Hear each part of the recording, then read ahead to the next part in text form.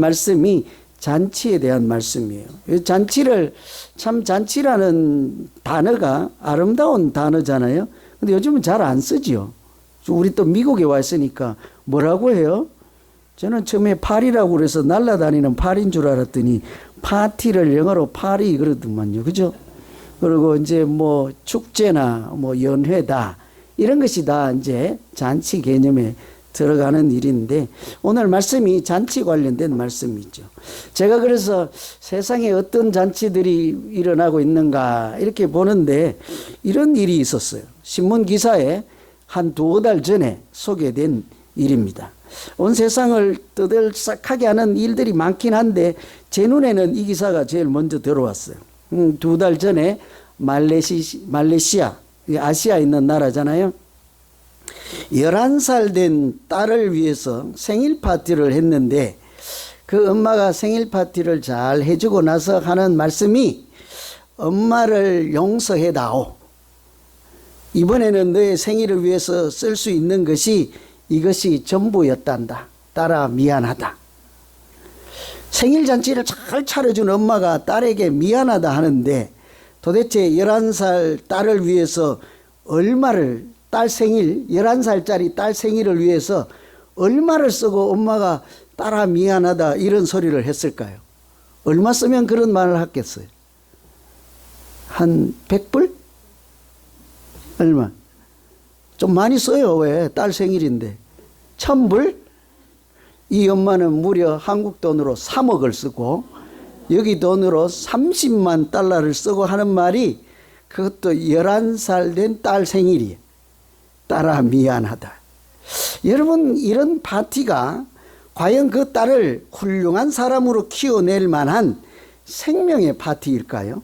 아니면 오히려 그 영혼을 망칠 수도 있는 멸망의 파티가 될 수도 있을까요? 잘 모르겠어요. 돈이 워낙 많아서 뭐 3억 뭐 푼돈인지는 모르겠지만 일반적 개념으로 볼 때 어떤 파티라고 할 수 있겠습니까? 개인뿐만이 아니라 나라도 이렇게 파티를 하다가 망한 나라들이 있죠. 역사상에 보면 망한 나라들 마지막 최후에 무슨 일이 있는가 조사를 한번 해보시면 재미있게도요. 나라는 망하는데 그들은 파티를 하고 있었습니다. 대표적인 나라가 로마라고 할 수 있는데 로마는 당시에 세계를 제패하던 나라이잖아요. 모든 길이 로마로 통한다 하고 팍스 로마나라고 하는 말까지 있지 않습니까?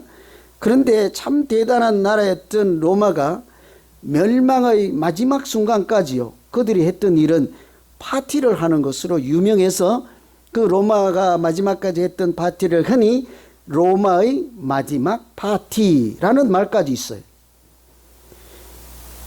그 내일 당장 망하는 그 순간에 화려한 잔치 또 화려한 그런 향락의 무대를 펼치고 있었기 때문이죠.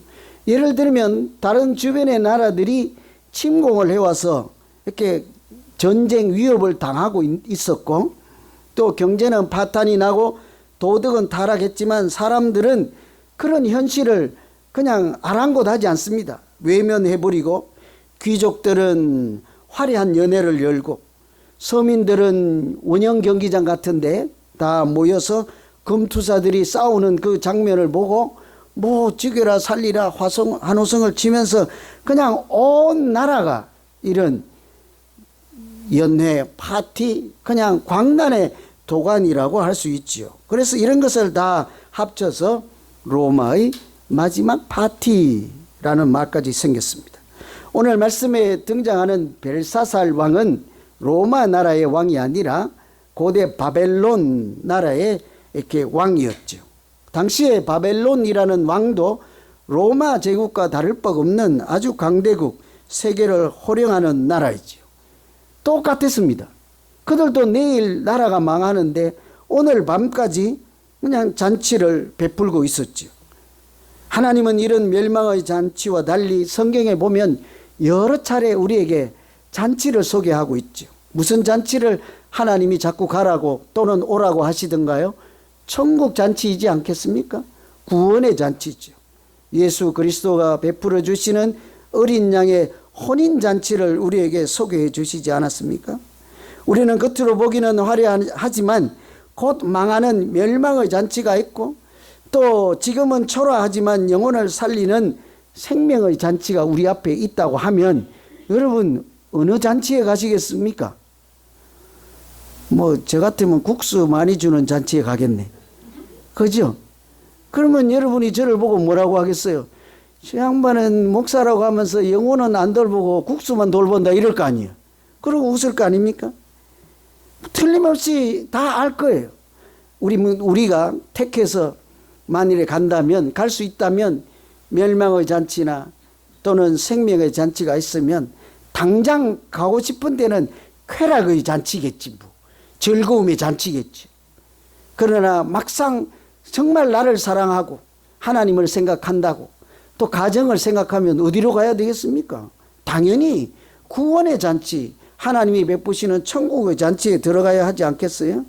그래서 저는 우리 모두 하나님의 잔치인 구원 잔치에 초청을 받을 때 여기 계신 한 분이라도 조금도 주저하지 않고 그 나라에 또 그 잔치에 참여해서 믿음으로 영생을 누리는 우리 모두 되시기를 간절히 기원합니다. 다 아멘 하셨죠? 네, 천국의 잔치를 마다해서는 안 된다는 말씀이지 않겠습니까? 하나님께서는 오늘 말씀과 같은 이런 잔치들을 통해서 우리에게 무슨 말씀을 주실까? 오늘 말씀을 견주어 보시면 멸망의 잔치, 사탄이나 이단이나 세상이 이렇게 펼치고 우리에게 유혹하는 그런 잔치들 보이면 그런 잔치를 버리고 외면하고 이렇게 미혹당하지 말고 생명의 잔치로 초대하시는 줄로 믿습니다. 오늘 23절이 좀 읽어보실 때 길었잖아요. 왜 이 사람이 이 멸망의 잔치를 하게 되었는지에 대한 말씀인데 다시 한번 제가 읽어드릴게요. 도리어 자신을 하늘의 주제보다 높이며 그의 성전, 그는 하나님의 성전 그릇을 왕 앞으로 가져다가 왕과 귀족들, 왕후들과 후궁들이 다 그것으로 술을 마시고, 이 벨사살 왕이 했던 이야기, 성전에서 사용하던 그릇으로 마지막 연회를 베풀면서 술 그릇으로 사용했다. 왕이 또 보지도 듣지도 알지도 못하는 그 먼 구리수의 나무 돌로 만든 신상들을 찬양하고, 도리어 왕의 호흡을 주장하시고 왕의 모든 길을 작정하시는 하나님께는 영광을 돌리지 아니한지라. 이 마지막 날 베풀었던 잔치의 모양이 이랬다는 거예요. 이게 일어났던 시기가요, 그렇게 오래되지 않았습니다. 예수님 오시기 전 500년 전이에요. 500년 같으면 뭐 되게 멀다 하겠는데 인류 역사 전체를 보세요. 500년이면 그렇게 오랜 시간이 아니잖아요. 주님 오시기 500년 전에 바벨론 나라의 마지막 왕이었던 벨사살이 했던 일이 지금 읽어드린 23절 말씀이에요. 그날이 자기 인생의 마지막이에요. 내일 아침이면 이 사람 죽어요. 근데 오늘 무슨 일 했다고요? 잔치하고 있었다고요. 내일 죽을 줄 모르고. 내일 그 나라는 또 성할 것 같습니까? 그 나라도 내일 패망해요. 모든 사람들이 포로로 끌려가고 잡혀서 죽고 아우성을 칠 비극이 일어나는 내일 아침을 모르고 오늘 광란에 잔치를 하고 있었죠. 왜 그래요? 오늘 금방 읽었던 말씀에 하나님을 몰라요. 하나님을 모욕하고 술과 쾌락과 우상 숭배에 빠져 있어서 기절초풍할 노릇이 있잖아요. 거기에 뭐래요? 성전에서 사용하는 그릇을, 예배 드릴 때 사용하는 금그릇을 갖다가 자기 마시는 술잔으로 사용했다. 이게 여러분 금으로 보여요? 뭘로 보여요? 그냥 막 써도 되나 모르겠는데 제가 알기로는 이거 금은 아닌데 주방에 이렇게 권사님들이 이거 여기다 뭐 아무거나 막 안 담을걸요? 또 이게 아무나 막 함부로 하면 그거 예배 드릴 때 쓰는 그릇이야. 저기 잘 놔도. 이런 분들 한 분이라도 계시죠? 그럴 거예요, 아마. 우리는 이게 금이 아니라도 똑같은 그릇이라도 일상의 용도와 구별해서 하나님께 예배 드릴 때 쓰는 그릇이라 해서 이렇게 함부로 다루지 않는 것이 우리 믿음의 표현이지 않습니까? 그런데 그 벨사살 왕은 실제로 성전에서 쓰던 하나님이 모양과 식양을 다 가르쳐줘서 금으로 만들려 했던 그릇들을 갖다가 자기가 술 마시는데 술것으로 사용했다는 거죠. 간이 배 밖으로 튀어나온 사람이지 않겠어요? 그렇죠. 도무지 하나님을 무서운 줄도 모르고 자기가 그냥 세상에서 최고인 줄 알고 경거망동하는 사람. 이 사람 이름이요, 뭐래요? 바벨론 나라 왕 마지막 벨사살. 벨사살인데 벨은 그 우상 신의 이름이에요. 벨이라고 하는 신이 나를 지켜준다 하는 뜻이 이 사람 이름이에요. 그러니까 하나님이 아니고 우상으로 섬기는 자기 신인 벨이 나를 지켜줄 거야 하고 하나님을 막 함부로 하는 거죠. 하나님의 잔을 갖다가 술잔으로 쓰고 부어라 마시라 이러고 풍악을 울려라 하는 거죠. 하나님이 세상을 통치한다 하는 그런 성경에 있는 말씀은, 하나님이 지극히 높으신 분이라 하는 성경의 말씀은 귀에 들어오지 않는 거죠. 그러니까 자기가 믿는 벨이라고 하는 우상이 나를 지켜줄 거야 하고 니나노판을 불리고 있는 거예요. 내일 아침에 죽고 내일 아침에 나라가 망하는데도 말이죠. 하나님께서 더 이상은 볼 수 없다 하시고는 잔치가 무르익을 즈음에 손가락 하나가 벽에 나타나서 글씨를 쫙 쓰게 한 거예요. 메네 메네 데겔 우바르신 쓴 거예요. 이게 당시의 언어예요. 바벨론, 고대 바벨론에 사용했던 아람어라고 하는 언어인데 손가락이 하나가 나서 저를 보지 말고 손가락만 나타났다고 생각해 봐요. 사람은 없고 벽에 손가락만 찌리 글자를 써요. 왜 그랬을까요, 여러분? 잘생긴 사람, 글씨를 잘 쓰는 명필에게 붓을 하나 탁 한절을 주면서 네가 내일 해야 될 아주 귀한 일이 있단다. 왕이 이렇게 하거들라. 그때쯤 자정 12시쯤 너 가서 하얀 소복을 입고 벽에다 글씨를 한자 쓰고 오너라. 이러면 얼마나 좋아요. 보기도 좋고. 그런데 왜 느닷없이 손가락만 나타나서 벽에다가 글씨를 메네 데겔 우바르신이라고 쓰게 했어요. 사람이 나타나서 만일에 글자를 썼다면 안 그래도 지가 제일 높은 잘났다고 하는 이 왕이 아이 저 양반 누구지? 글씨 참 잘 쓴다 이러고 말지 않겠습니까? 그런데 봐요. 아주 상상을 초월하게 사람은 안 보이고 손가락만 나타나서 글을 쓰니 혹시라도 하나님이 하시는 말씀일 수도 있겠구나. 경각심을 주기 위해서 그렇게 하시지 않았겠습니까?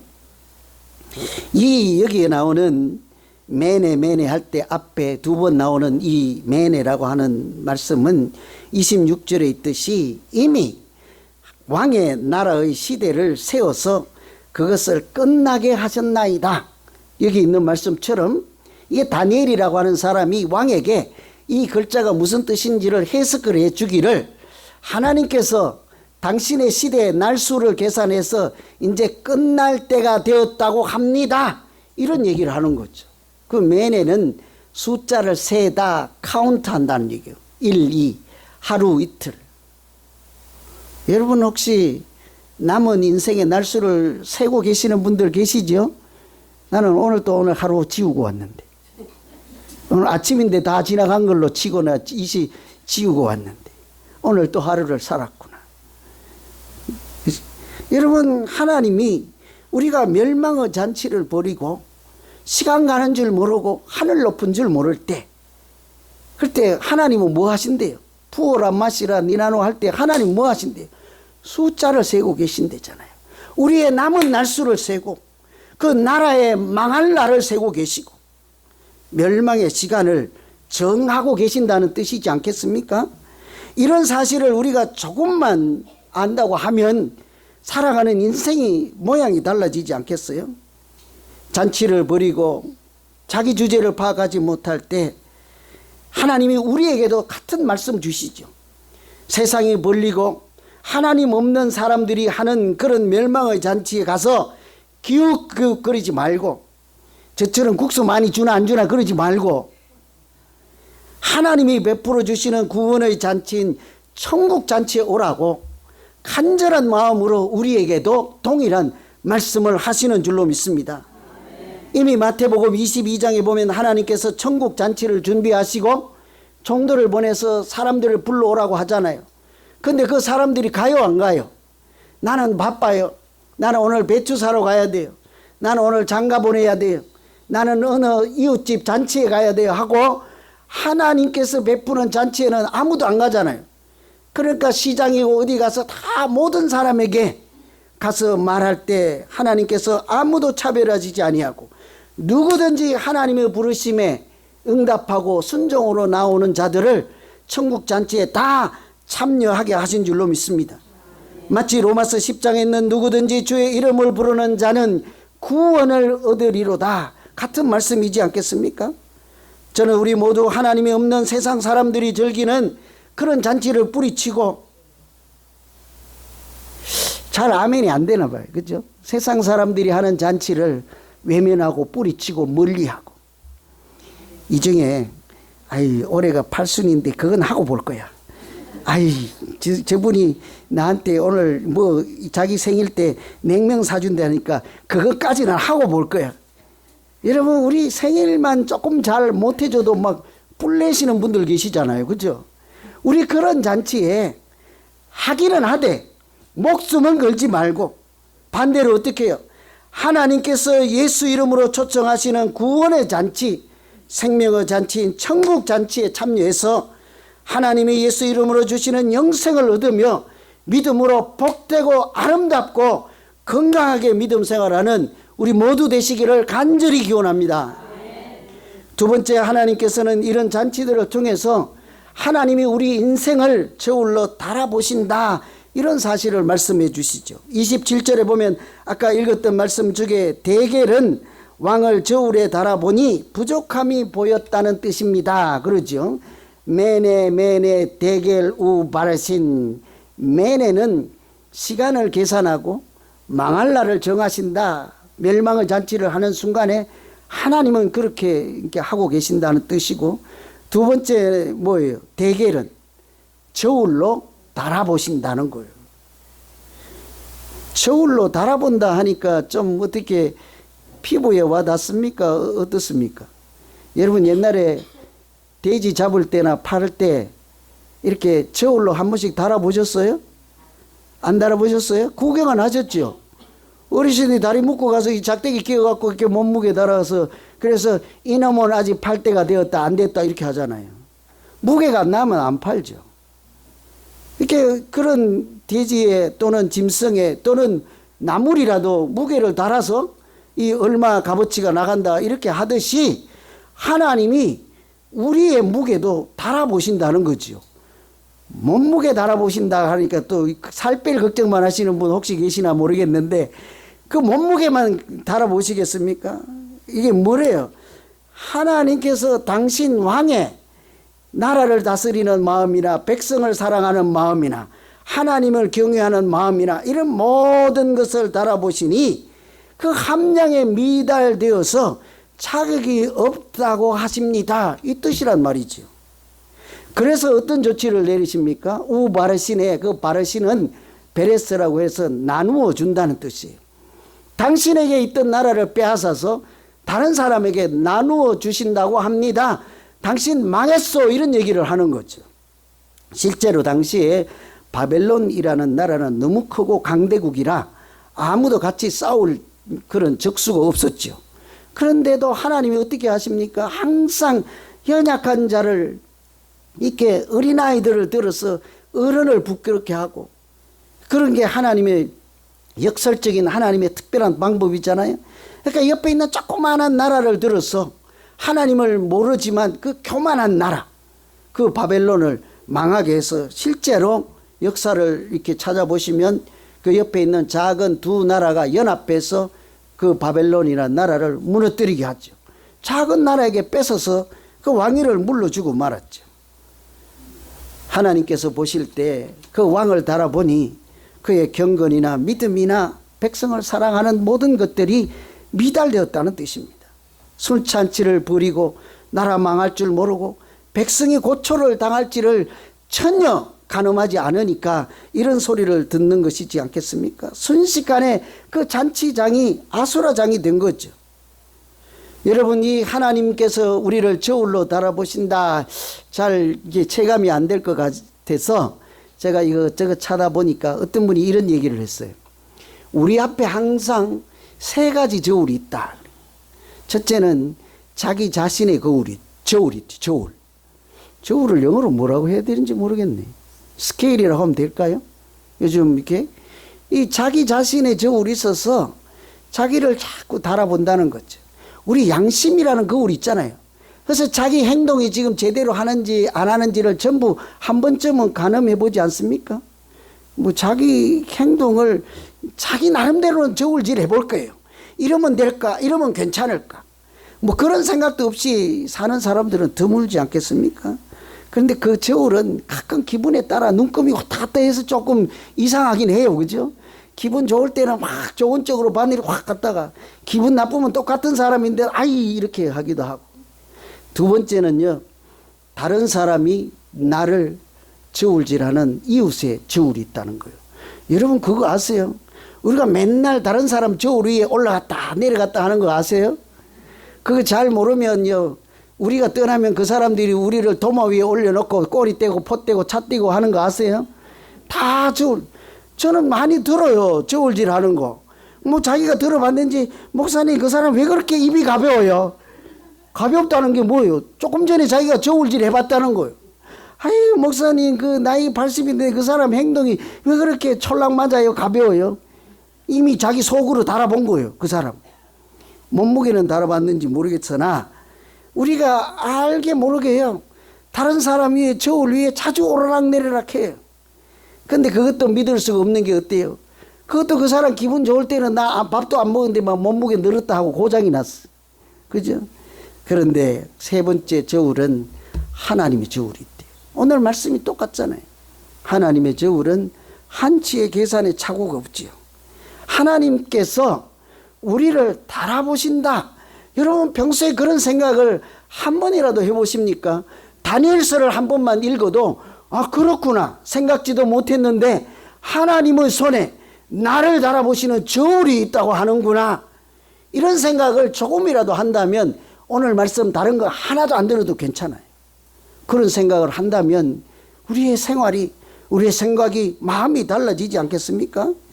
오늘 본문에 나오는 바벨론 왕, 마지막 왕 벨사살은 왜 자격이 미달되었어요? 우리가 길게 읽었던 그 말씀에 보면 자기 아버지가 느부갓네살 왕이에요. 다 아시는 대로 느부갓네살 왕은, 오늘 나온 사람의 아버지 왕은 하나님 높은 줄을 모르고 경거망동을 하다가 쫓겨나갖고 들판에 나가서 짐승처럼 풀을 먹으면서 그렇게 7대를 살잖아요. 나중에 회개하고 하나님이 불쌍히 여겨서 왕위를 다시 찾아주고 사람들로부터 인정을 받게 하고 겨우 왕노릇을 했지 않습니까? 그 아버지가 당하는 험악한 꼴을 보고도 그 알은 반면교사를 삼지 못한 거죠. 타산지석으로 삼지 못한 거죠. 그러니 아버지가 했던 잘못 반성하지 못하고 그보다 더하게 하나님 성전에 쓰는 그릇을 갖다가 술을 먹지를 않나 난장판을 부리게 된 거죠. 그러니 하나님께서 이렇게 하는 것은 하나님 손에 나를 달아보는 저울이 있다 하는 사실을 몰랐기 때문이지 않겠습니까? 실제로요, 사무엘상 2장에 보면 교만한 말을 다시 하지 말 것이며 오만한 말을 너 입에서 내지 말지어다. 지식의 하나님이라 그는 행동을 달아보시느니라. 여기저기에서 하나님을 저울로 달아보신다는 말씀이에요. 잠언 16장에도 사람의 행위가 자기 보기에는 깨끗해도 그러나 여호와는 영들의 무게를 달아보시느니라. 하나님께서 우리의 말을 달아보시고, 그 우리가 말을 할 때 저분 말이 가볍다 무겁다 이렇게 하잖아요. 무게 저울에 달아본 듯 하나님도 우리의 말을 이렇게 달아보시고 행동을 달아보시고 생각을 달아보시고 그러는데요, 그뿐만이 아니라 뭐까지 달아보신대요? 우리 영혼의 무게를 달아보신다 하잖아요. 참으로 놀라운 말씀이죠. 저는 우리 모두 저울 앞에 서면 이렇게 집에들 하나씩 있잖아요. 안 올라가고 막 그러죠. 몸무게 많이 나갈까 봐 무서워서. 그럴 것이 아니라 하나님 저울 앞에 서서 하나님이 나를 달아보시고 네 영혼이 어제보다 가볍다 하면 어떨까? 믿음이 없어서 너 영혼이 이렇게 갈급해서 빼짝 말라져서 하나님 앞에 마른 뼈같이 그렇게 되어 있구나. 이런 소리를 들으면 어떨까? 이런 걱정해야 되지 않겠습니까? 몸무게가 뭐 이틀 동안 단식하면 금방 빠지지요. 철학자 칸트라고 하는 사람 일하라고 하는데 이분이 한 번은 말을 타고 이렇게 산 넘고 물 건너서 자기 고향으로 가는데 밤에 숲속에서 강도를 만난 거예요. 이 강도는 뭐 뺏는 사람이니까 다 내놔 하니까 어떻게 해요? 칼 들고 다 내놓으라면 뭐 장사가 없잖아요. 다 주고 이제 혼비백산에서 그것을 이제 도망쳐서 한참 가다가 이게 자기 주머니를 이렇게 우연히 넣었는데 그 속에 보니까 금이 하나 남아 있는 거예요. 금덩어리가. 그럼 우리 같으면 뭐라고 해야 되죠? 옳거니 이거 갖고 집까지는 갈 수 없겠구나. 그래도 참 얼마나 다행이야. 이거 가지고 내가 그래도 내일 아침은 먹을 수 있겠구나. 잘 됐다 했을 텐데 이분은요 그 길로 되돌아가서 강도를 찾아간 거예요. 강도님, 내가요 아까는 없다고 했는데 다 내려 할 때 없어요 하고 내가 자신 있게 말하고 그걸 갔는데 한참 가다 보니 우연히 손을 넣어 보니 내 주머니에 금덩어리 하나가 있소이다. 이제라도 이거 받아주시면 안 되겠습니까? 이거 받아주세요 하고 줬어요. 왜 안 웃으세요? 여러분도 그러신다는 거예요? 안 그럴 거잖아요. 그래서 이 양반은 가서 강도님 이제라도 이거 받아주세요 하니까 이 강도가 벙찐 거예요. 세상에 뭐 이런 사람이 다 있나. 여러분 아까 자기 저울이 있다고 하잖아요. 사실은 우리가 다 양심의 저울이 있듯이 강도라고 하더라도 내가 무슨 짓을 하고 있는가 하고 자기 저울로 자기를 달아볼 수는 있지 않겠습니까? 그 순간에 자기를 달아본 거지요. 내가 이래서는 안 되구나. 저 사람을 보니 저 사람의 그 양심을 보고 그 마음을 보니 얼마나 마음이 어때요? 하나님을 경외하는 사람, 신실한 사람, 거룩하게까지 한 사람 앞에서 자기가 무너진 거지요. 그리고는 그 자기가 먼저 빼앗았던 것까지 다 돌려주면서 여보시오, 나를 위해서 기도해 줄 수 있나?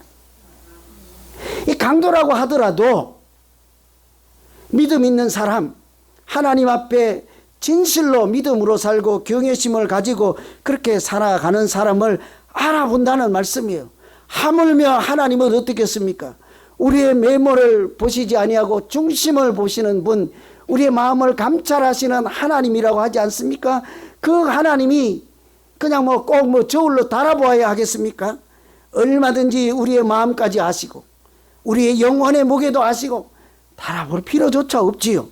하나님이 우리를 너무나 잘 알지 않겠습니까? 저는 하나님께서 오늘 우리의 믿음을 달아보시고 경건도 달아보시고 우리의 인생의 남은 시간들을 세워보실 때 우리 모두가 멸망의 잔치에 참여하다가 그냥 야단 맞고 쫓겨나고 슬피 울며 이를 가는 그런 믿음 생활이 아니고 예수 그리스도를 이 땅에 보내서 십자가의 보혈로 어린 양의 혼인잔치와 같은 그런 구원의 잔치, 생명의 잔치에 나가기 위해서 우리 모두 예수 이름을 부를 때마다 하나님께서 우리에게 영생을 허락하시고 구원의 잔치에 마땅히 참여하게 해서 하나님이 주시는 은혜와 성령이 충만한 믿음 생활하고 모든 일에 하나님께 함께 하시는 형통한 인생을 살게 되는 우리의 믿음 생활도 되고 우리의 가정과 우리 모두 되시기를 간절히 기원합니다. 기도하겠습니다.